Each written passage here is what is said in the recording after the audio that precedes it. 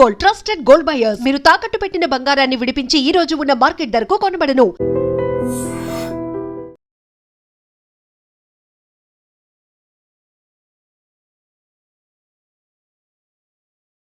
నమస్తే, welcome to I dream.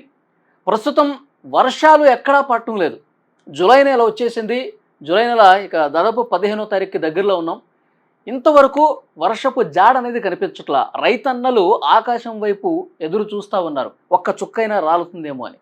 కానీ ఎల్నిలో effect, తీవ్ర వర్షాభావ పరిస్థితులు ఉన్నాయి అన్న సమాచారంతో గుండె గుబేలమంటోంది.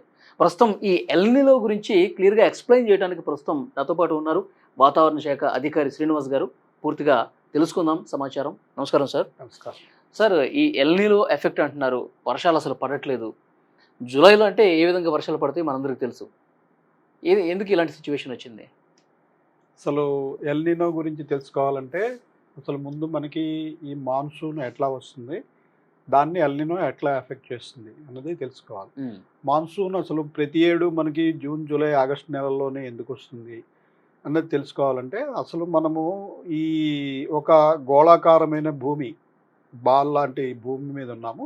దీనికి main source of energy sun. ఈ సన్ చుట్టూ భూమి తిరుగుతూ ఉంటుంది. తిరుగుతూ ఉన్నప్పుడు ఇది గోళాకారంగా ఉండటం వల్ల ఈ సూర్యుడి యొక్క ఎనర్జీ అనేది ఈ గోళాకారపు సర్ఫేస్ అయినందువల్ల సెంటర్లోనూ అట్లాగే సెంటర్కి అటు ఇటు మనం భూమధ్య రేఖ అంటాం. భూమధ్య రేఖ ఈక్వేటర్, దానికి అటు ఇటు 30 degrees నార్త్, 30 degrees సౌత్, నా ఉత్తర అక్షాంశము, దక్షిణ అక్షాంశం, ఈ వీటి మధ్యనే సోలార్ ఎనర్జీ ఎక్కువ కేంద్రీకృతమై ఉంటుంది. ట్రాపికల్ రీజియన్ అంటాం. ఇది మన ఇండియా కూడా ట్రాపికల్ రీజియన్లో ఉంది. మనది నా ఉత్తర అర్ధగోళంలో, నార్దర్న్ హెమిస్ఫియర్లో ఈ ట్రాపికల్ రీజియన్లో ఇండియా ఉంది. సో ఇండియాకు కూడా మ్యాక్సిమం ఎనర్జీ అందుతూ ఉంటుంది. ఈ ఏరియాలోనే ఎక్కువ వెదర్ సిస్టమ్స్ వస్తుంటాయి. ఎందుకంటే మాయిశ్చరు, హీటు అనేది ఎక్కడ ఎక్కువ ఉంటుందో అక్కడ ఎక్కువ వెదర్ ఉంటుంది. ఈ వర్షాలు, తుఫాన్లు ఇటువంటివన్నీ ఈ రీజియన్లో ఎక్కువ ఉంటాయి. అయితే ఈ గోళాకారంగా తిరుగుతున్నప్పుడు ఈ పైన కింద మనకి 30 degrees నార్త్ అండ్ సౌత్, పైకి పోయినా కిందకి పోయినా గ్రాడ్యువల్గా సన్స్ ఎనర్జీ తగ్గిపోవడం వల్ల ఆ ప్రాంతంలో పైకి పోయిన కొద్దీ పోల్స్ దగ్గరికి వెళ్ళిపోయేటప్పటికి బాగా మంచు ఖండాలు అయిపోయి ఆర్కిటిక్, అంటార్కిటిక్ ఉంటాయి. సో అక్కడ బాగా చల్లని ప్రదేశము, సెంటర్లో వేడి ప్రదేశం. సో ప్రకృతి, నేచర్ ఎప్పుడు ఏం చేస్తుందంటే రెండింటిని ఈక్వలైజ్ చేయడానికి ట్రై చేస్తుంటుంది. సో ఇటు నుంచి వేడి గాలులు పోల్స్ వైపు, అలాగే పోల్స్ నుంచి చల్లగాలులు ఈక్వేటర్ వైపు వీస్తూ ఉంటాయి. ఇవి దీనికి తోడు మనకి ఈ ఎర్త్ యొక్క యాక్సిస్ ఆఫ్ రొటేషన్ సూర్యుడి చుట్టూ తిరిగేటప్పుడు ఇలా నెట్ట నిలువుగా లేకుండా 23.5 degrees వాలి ఉంటుంది. ఈ 23.5 degrees వాలి ఉండటం వల్ల మనం 365 రోజులు పడుతుంది సూర్యుని చుట్టూ తిరగడానికి. ఇందులో ఒక 6 నెలల పాటు మనకి ఉత్తరార్ధగోళం, నార్దర్న్ హెమిస్ఫియర్ సూర్యుడికి దగ్గరగా వస్తుంది. మిగిలిన 6 నెలల్లో సదర్న్ హెమిస్ఫియర్ దగ్గరగా వస్తుంది. సో నార్దర్న్ హెమిస్ఫియర్ దగ్గరగా వచ్చినప్పుడు మనకి వేసవి కాలం. సో ఆ పీరియడ్లో మనకి మార్చి, ఏప్రిల్, మే నెలలు సూర్యుడికి దగ్గరగా ఉండటం వల్ల మనకి తీవ్రమైన వేడి ఉంటుంది. ముఖ్యంగా రాజస్థాను, నార్దర్న్ ఇండియాలో మనకంటే ఎక్కువ ఉంటుంది. రాజస్థాను, దానికి చుట్టుపక్కల ఉన్న ఆఫ్ఘనిస్తాను, ఇటు పాకిస్తాను, ఈ ఏరియా కొంత అంతా కూడా బాగా వేడికి వేడికి గురైనప్పుడు భూమికి ఆనుకుని ఉన్న ఈ గాలి పొరలు కూడా వేడెక్కి అవి తేలికైపోయి పైకి పోతాయి.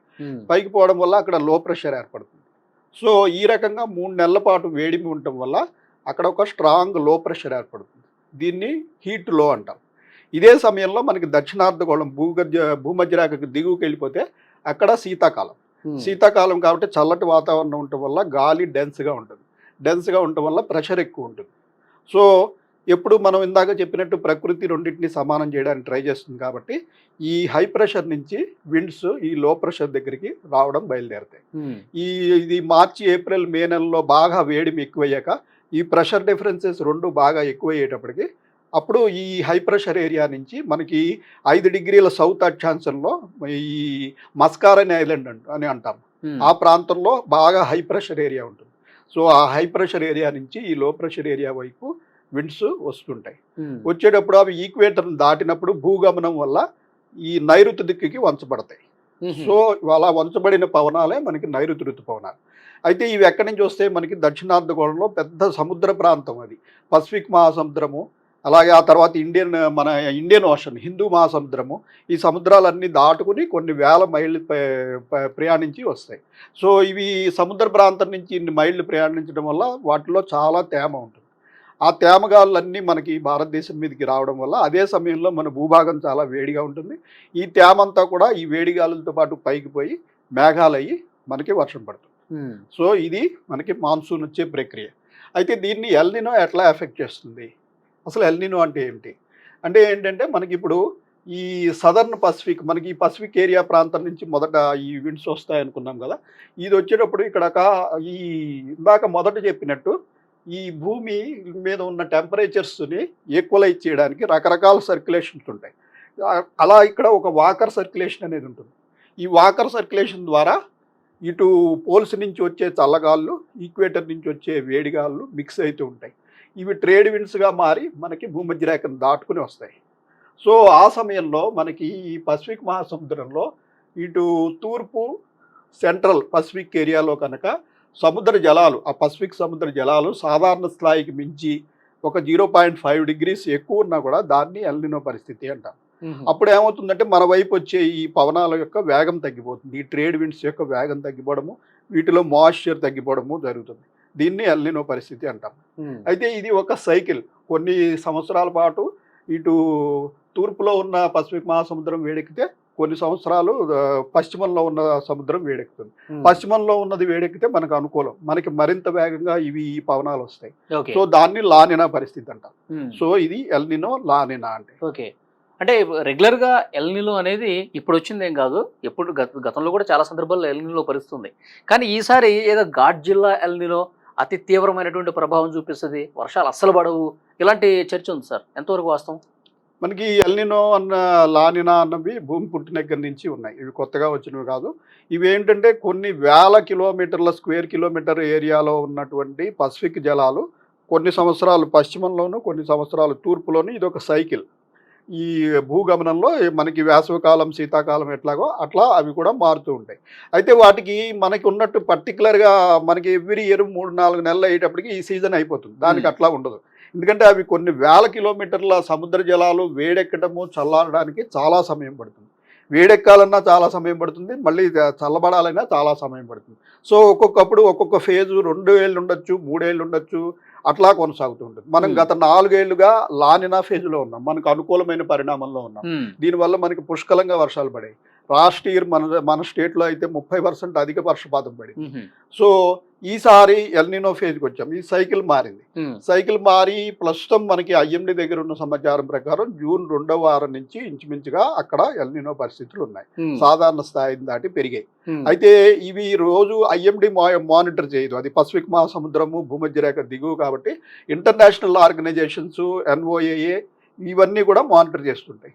సో వారందరూ చెప్పేది ఏంటంటే యాక్చువల్గా ఇది రాగల 6 నెలల్లో తీవ్రంగా మారుతుంది. అంటే ఇది ఈ టెంపరేచర్లు 0.5 డిగ్రీస్ దాటితే మనం ఎల్నినో అనుకున్నాం. 1 డిగ్రీ కంటే ఎక్కువైతే మోడరేట్ ఎల్నినో, 2 డిగ్రీస్ కంటే ఎక్కువైతే సూపర్ ఎల్నినో. అది వారి కేటగిరీ. సో ఈ రాగల 5-6 నెలల్లో ఇది 2 డిగ్రీల కంటే ఎక్కువ మారుతుంది అని ప్రస్తుతం ఇంటర్నేషనల్ మారబోతుంది అని మనకి ఇంటర్నేషనల్ వెదర్ రీసెర్చ్ సెంటర్స్ అన్ని కూడా ఆ రకంగా ఫోర్కాస్ట్ ఇస్తారు. అంటే వచ్చే 6 నెలల పాటు అసలు ఏం ఉండదా సార్ వర్షం? అంటే ఎల్నినోలో పూర్తిగా వర్షం ఉండదని కాదండి. ఎల్నినో వల్ల కొంతవరకు ఎఫెక్ట్ అవుతాయి మనకి. ఆ ఎఫెక్ట్ వల్ల మనకి ఐఎండి ఇచ్చింది ఏంటంటే గత మాన్సూన్ సీజన్ బిగిన్ అయ్యే ముందే మనకి ఎల్నినో వస్తుంది, ఇవన్నీ తెలుసు కాబట్టి ఈ ఎల్నినో వల్ల మనకి ఇంచుమించు 10% రేంజ్ తగ్గుతాయి. అంటే సాధారణం కంటే 10%. సాధారణం కంటే 10%. మనకి సాధారణ వర్షపాతం మాన్సూన్ సీజన్ లో ఓవరాల్ ఇండియా మొత్తం మీద యావరేజ్ చూసుకున్నట్టయితే 83 సెంటీమీటర్లు. ఈ 83 సెంటీమీటర్లో 10% మనకి తగ్గుతాయి ఈసారి అని ఫోర్కాస్ట్ ఇవ్వడం జరిగింది. అయితే ఇప్పుడు రేపు మిడ్ టర్మ్ మళ్ళీ జూలై ఎండింగ్ నాటికి ఈ 2 నెలల్లో జరిగింది, మళ్ళీ రాబోయే 2 నెలలు ఎట్లా ఉన్నది అన్నది మరొక నివేదిక వస్తుంది. అయితే ఈ 10% తగ్గడం వల్ల పెద్ద ప్రమాదం కాదు. కానీ ప్రమాదం ఏంటంటే ఎల్నినో సమయంలో మీకు డిస్ట్రిబ్యూషన్ సరిగా ఉండదు. అంటే కొన్ని ప్రాంతాల్లో అత్యధిక వర్షపాతం, కొన్ని ప్రాంతాల్లో పూర్తిగా ఎండిపోవడం. సో దీనివల్ల మీరు అటు ఇటు యావరేజ్ చేసుకుంటే మీకు ఫిగర్ దగ్గరికి వచ్చేస్తుంది, కానీ ఉపయోగం ఉండదు. లేదా 4-5 రోజులు అతి తీవ్ర వర్షాలు పడిపోవడము, తర్వాత నెలంతా డ్రై స్పెల్ ఉండడం, ఓకే. దానివల్ల కూడా ఉపయోగం ఉండదు.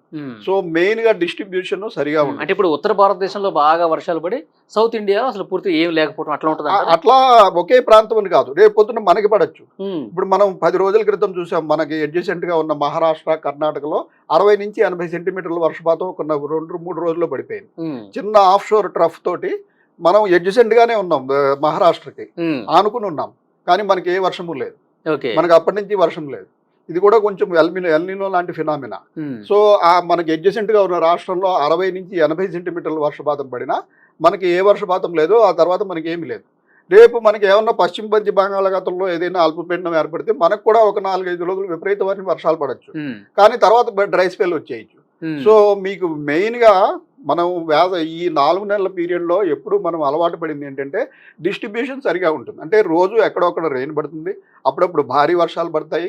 దీనివల్ల ఏంటంటే మనకి పంట సాగుకి అలాగే తాగునీటికి ఉపయోగం. మీకు నెలలో పడాల్సిన వర్షం అంతా 2 రోజుల్లో పడితే అదంతా కొట్టుకుపోతుంది తప్పించి మీకు నిల్వ ఉండదు. ఇది దీనివల్ల ప్రమాదం.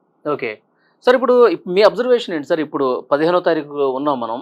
ఈ జూలై ఎండింగ్ వరకు ఏమన్నా వర్షాలు పడే అవకాశం ఏమన్నా కనిపిస్తుందా?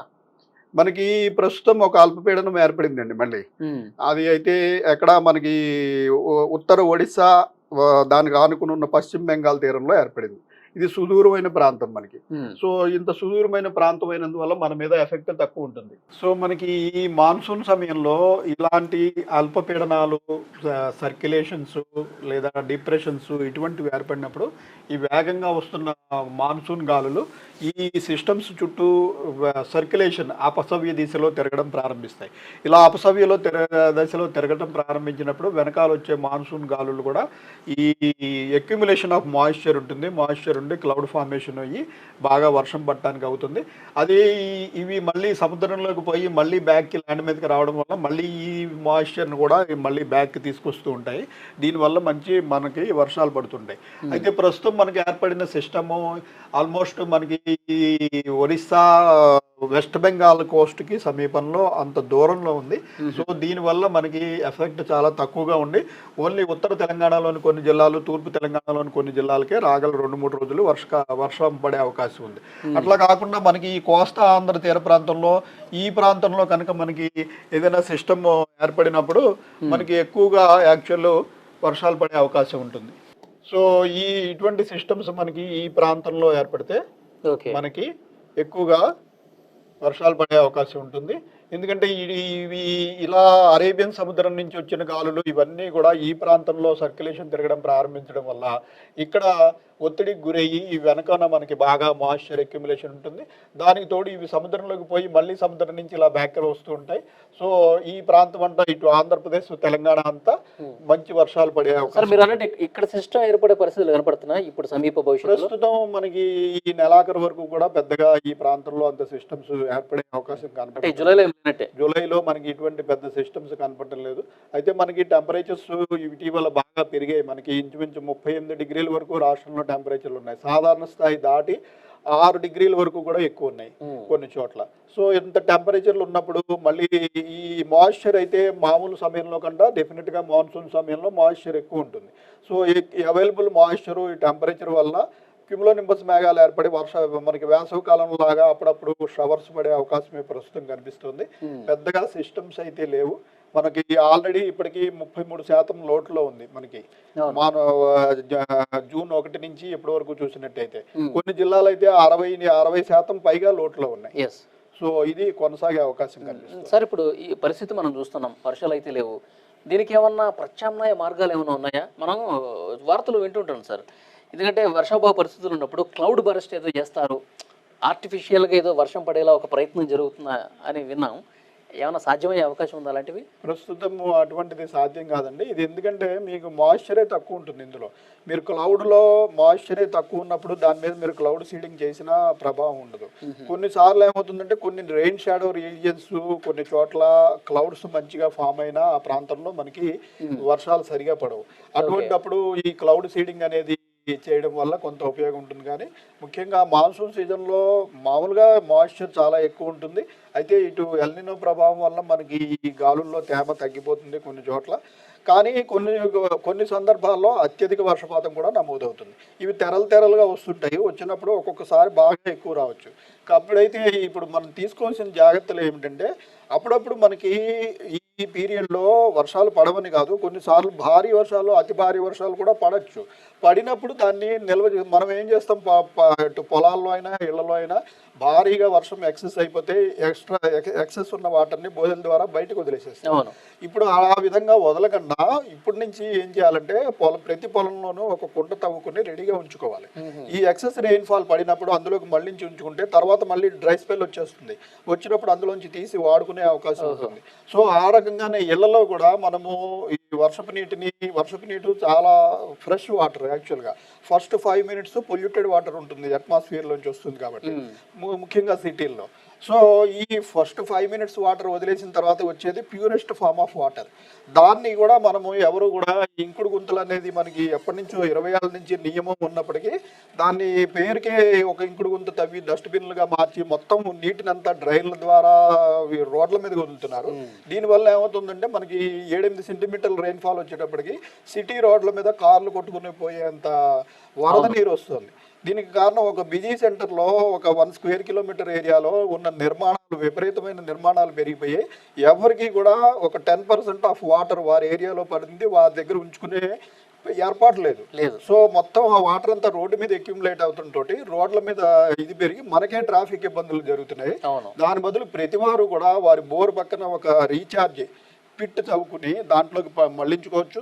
ఆ అవకాశం లేకపోతే కనీసం ఒక సంపులోకైనా మళ్లించుకోవాలి. ఈ నీటిని టెర్రస్ నుంచి వచ్చే నీటిని ఒక సంపులోకైనా మళ్లించుకుంటే, because water has no expiry date. మీరు ప్రాపర్గా స్టోర్ చేస్తే దాన్ని ఎన్ని రోజులైనా వాడుకోవచ్చు. సో ఇటువంటి ఏర్పాట్లు చేసుకోకపోతే ముందు చాలా ఇబ్బందులు ఉండే అవకాశం. సార్, పంటల విషయంలో ఒకసారి మాట్లాడుకుంటే, ఎక్కువగా వర్షం ఆధారిత పంటలు కొన్ని ఉంటాయి, అంత వాటర్ అవసరం లేని పంటలు కొన్ని ఉంటాయి. సో రైతులకి ఏమన్నా సూచన ఇస్తారా? మనం రైతులకి గత 2 నెలల నుంచి చెప్తున్నది ఏంటంటే, ఈసారి ఎల్నినో పరిస్థితుల వల్ల వర్షాలు తక్కువ పడినా ఎక్కువ పడినా మెయిన్గా డిస్ట్రిబ్యూషన్ సరిగా ఉండదు. అంటే ఈ డ్రై పీరియడ్స్ అనేవి చాలా ఎక్కువ ఉంటాయి. సో ఇంత డ్రై పీరియడ్స్ ఉన్నప్పుడు ముఖ్యంగా వరిని సాగు చేస్తే చాలా ఇబ్బంది. ఎందుకంటే వరికి చాలా ఎక్కువ కాల పరిమితి ఉంటుంది, ప్లస్ చాలా ఎక్కువ నీరు కావాలి. సో అంత కాల పరిమితిలోనూ పూర్తిగా మీకు వర్షాలు పడే పరిస్థితి ఎల్నినో సమయంలో ఉండదు. సో వీలైనంత వరకు వరి నుంచి వేరే తృణధాన్యాలు, మిల్లెట్స్, ఇటువంటి వాటికి తక్కువ కాల పరిమితితో అయిపోతాయి, ప్లస్ తక్కువ నీరు సరిపోతుంది. సో అటువంటి అలాగే ఆయిల్ సీడ్స్, ఈ వేరుశనగ, ఇటువంటి వాటికి మారిపోయినట్టయితే అవి తక్కువ నీరు ప్లస్ తక్కువ కాల పరిమితితోటి అయిపోయే పంటలకు మారాల్సిన అవసరం ఉంది. అలాగే ఈ వీలైన చోట ఈ స్ప్రింక్లర్స్ కానీ లేకపోతే డ్రిప్ ఇరిగేషన్ కానీ పెట్టుకుంటే తక్కువ నీటితోటి అవుతుంది. ప్లస్ ఒక నిర్మాణం మటుకు ఈ ప్రతి పొలంలోనూ ఎడిషనల్గా రెయిన్ పడినప్పుడు స్టోర్ చేసుకోవడానికి కూడా ఒక ఏర్పాటు ఉండాలి. దాన్ని బయటకు వదలకుండా ఒక ఏర్పాటు కూడా చేసుకున్నట్టయితే కొంతవరకు ఈ ఇబ్బందుల నుంచి బయటపడే అవకాశం ఉంటుంది. Thank you very much sir. Thank you.